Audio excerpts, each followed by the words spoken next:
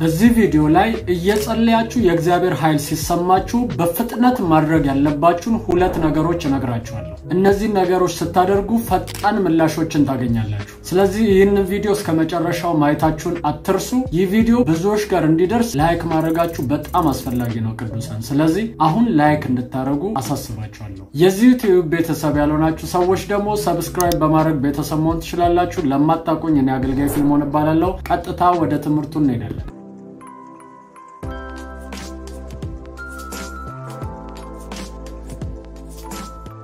እንዴት ናችሁ ቅዱሳን? ሁሉ ሰላም ነው? ጊዜያችሁ፣ ቀናችሁ፣ ወራችሁ ሁሉ የተባረከ እንደሆነ አምናለሁ። 2018 ምንጮች ከየአቅጣጫው የሚፈልቁበት አመታችሁ ነው ብዬ ቪዲዮ አስቀምጬላችሁ ነበር።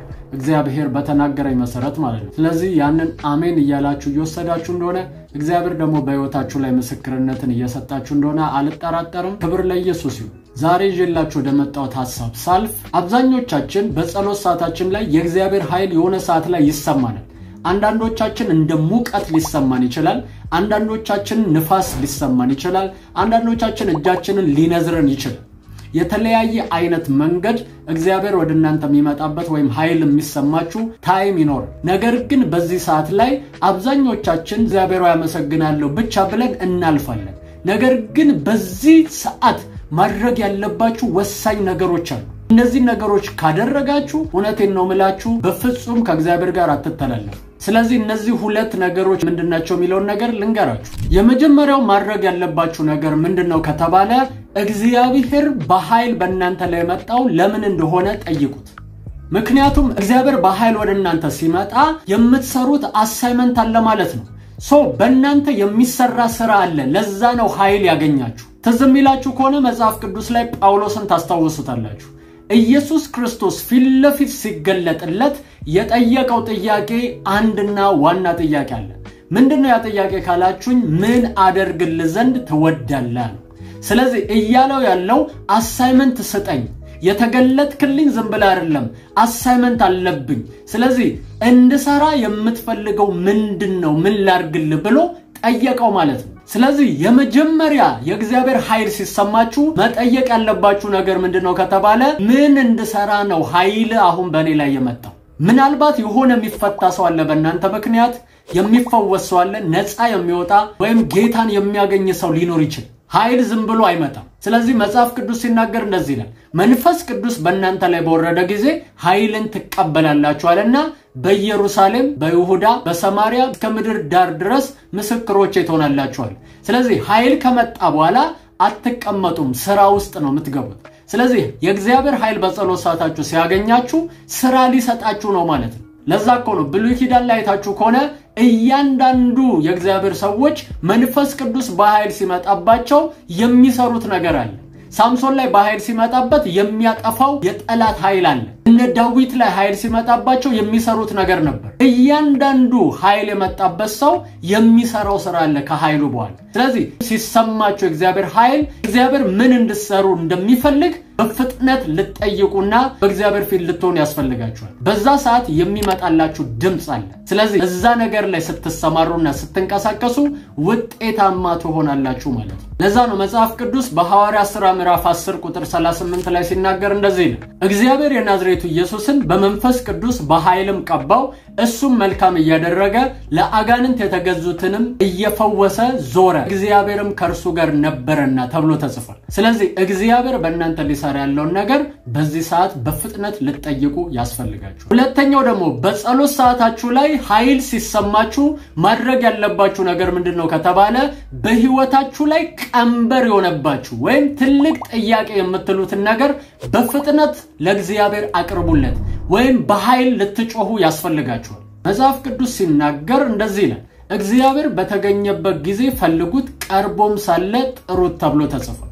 ስለዚህ ይሄ ኃይል ሲሰማችሁ እግዚአብሔር በኃይል እናንተን የቀረባችሁ ወይም ደግሞ የእግዚአብሔር ኃይል በእናንተ ላይ የመጣበት ሰዓት ነው ማለት ነው። አንድ ሰው ነበር። ያ ሰው በርጠለሜዎስ ይባላል፣ እውር የነበረ ፐርሰን።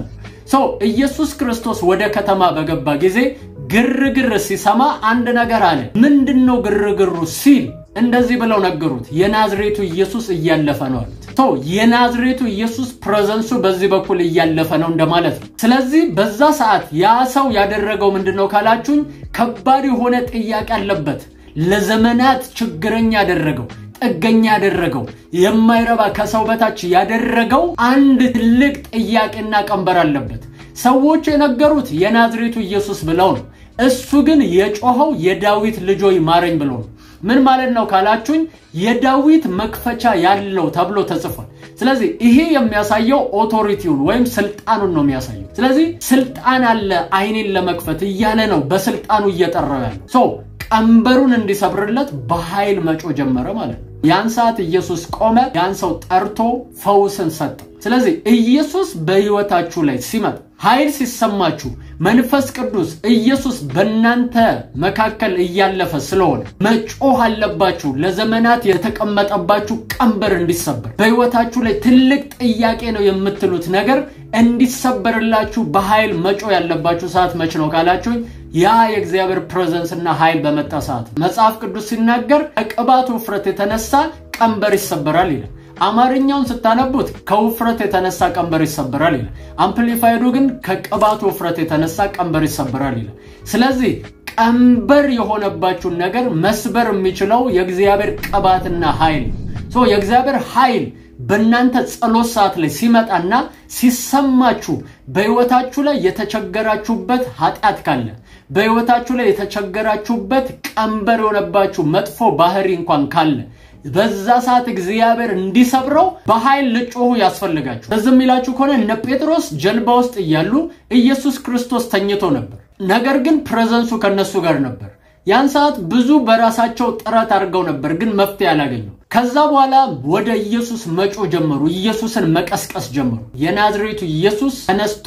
አበሉንና ወጀቡን ሲገስጸው ታስታውሳላችሁ ለዛ ነው ሙሴ እንደዚህ ያለ ፕሬዘንስ ያለ መገኘት መውጣት አንፈልግም አለ መልአክ አይደለም እንፈልገው ያንተም ፕሬዘንስ ነው አለ ለምን ሲባል ብዙ ችግሮች መንገዳችን ላይ ተጠብቁናል ብዙ ነገሮች ከፊታችን አሉ ስለዚህ ያህን ነገር ሁሉ አሸነፈ ልታሳልፈን የምችለው አንተ ነህ ያንተ ፕሬዘንስ ነው ፕሬዘንስ ያስፈልገናል ደመናው ሲነሳ አብረው ያልተነሱ ሰዎች እባብና ጊንጥ ሲነድፋቸውና ሲገላቸው ነበር ስለዚህ ፕሬዘንሱ ከጠላት ኃይል ፕሮቴክት ያደርጋቸዋል ቀንበራችሁን ይሰብርላችኋል ነፃ ያወጣችኋል ማለት ነው ለዛ ነው ያቺ ሴት 12 አመት ሙሉ ደም ሲፈሳት የነበረች ሴት የኢየሱስ ፕሬዘንስ ያለበት ቦታ ላይ ስትደርስ ያደረገችው ነገር አንድ ነው ምንድነው ከተባለ ያንን ቀንበሯን ይሰብርላት ደሟን ጸጥም ያደርግላት ያንን ኃይል ከሱስት ማስወጣት ነው ያደረገችው ስራ ስለዚህ ያ ኃይል በወጣ ሰዓት ለሷ ፈውስ ነፃ ማውጣትና ቀንበሯ የሚሰበርበት ቀን ሆነላት ማለት ነው ስለዚህ የእግዚአብሔር ፕሬዘንስ በህይወታችሁ ላይ እንደመጣ በተሰማችሁ ቅጽበት ወደ እግዚአብሔር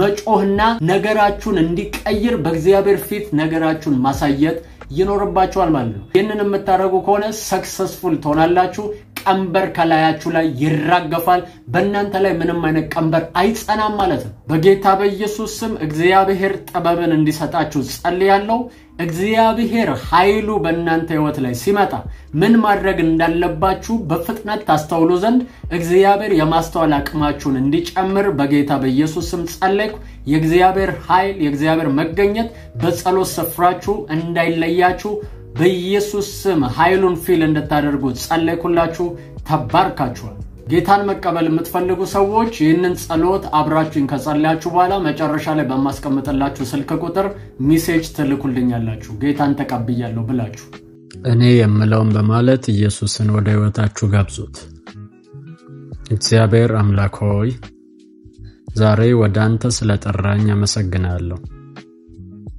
እግዚአብሔር ሆይ እኔ ኃጢአተኛ ነኝ ኃጢአቴን ይቅር በለኝ መተላለፌን ደምስስልኝ ክቡር በሆነው በልጅ በኢየሱስ ክርስቶስ ደም ከኃጢአቴ ሁሉ አንጻኝ እግዚአብሔር ሆይ ዓለምን ሰይጣንን ስራውን ክጄአለሁ ጌታ ኢየሱስ ክርስቶስን የሕይወቴ አዳኝና ጌታ አድርጌ ተቀብያለሁ ኢየሱስ ክርስቶስ ከሙታን እንደተነሳ በልቤ አምናለሁ ጌታም እንደሆነ በአፌ መሰክራለሁ እግዚአብሔር ሆይ ስለተቀበልከኝ አመሰግናለሁ አሁን ልጅ ነኝ ይህን እድል ስለሰጠኝ አመሰግናለሁ። አሜን አሜን አሜን። አሁን ጌታን እንደ ግል አዳኛችሁ አርጋችሁ የተቀበላችሁ ሰዎች ትምህርት ለመማር በዚህ ስልክ ቁጥር ደውሉልኝ 0920999642 ተባረኩ። እዚህ ጋር ያስቀመጥኩላችሁ ቪዲዮ አለ። እሱን ቪዲዮ እየነካችሁ ማየት ትችላላችሁ። ተባረኩበት። ወዳችኋለሁ፣ አከብራችኋለሁ። ይህ ቪዲዮ ብዙዎች ጋር ሼር በማድረግ አብራችሁኝ እንድታገለግሉ ቅዱሳን አሳስባችኋለሁ። ይህ ዩቲዩብ ቻናል ብዙዎች ጋር መድረስ አለበት። ብዙዎች ያዩት ዘንድ ደግሞ ያስፈልጋል። ተባርካችኋል፣ ተወዳችኋል። እኔ አገልጋይ ፊልሞን ነኝ። ሻሎም